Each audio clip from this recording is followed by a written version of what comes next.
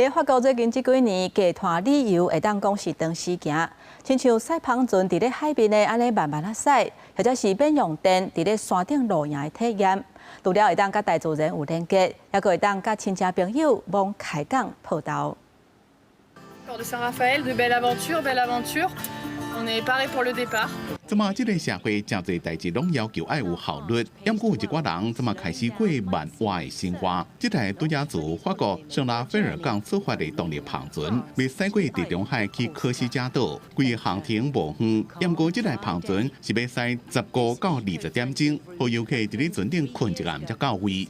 You get a bit bored in regular transport. Flying's faster, sure, but I try and avoid planes for environmental reasons. 每年4月到10月，地中海的风影平静，天气好，是正赞的旅游季节。这座漫游者航船伫驶到半路时阵，有一半的时间会甲引领关起来，用风帆带动船慢慢啊驶。等到上原始的航海方式，若步调慢，也当减少碳卡掠。平均一位游客只敢用无到5公升的柴油，比飞机加渡轮减80%的碳排。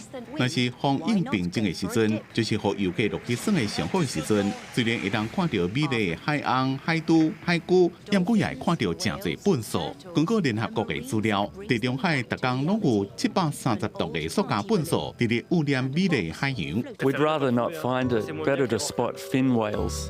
另外，法国这么也流行无插电山南旅游。无插电就是手机藏内，无网络，无现代生活所需要的电，困布棚，用山泉水洗身躯，点茶倒火煮饭，等到原始的生活。像这团有25个人，困伫咧布棚内，困到半暝，另外2个人一组，轮流守伫咧营火边啊1点钟。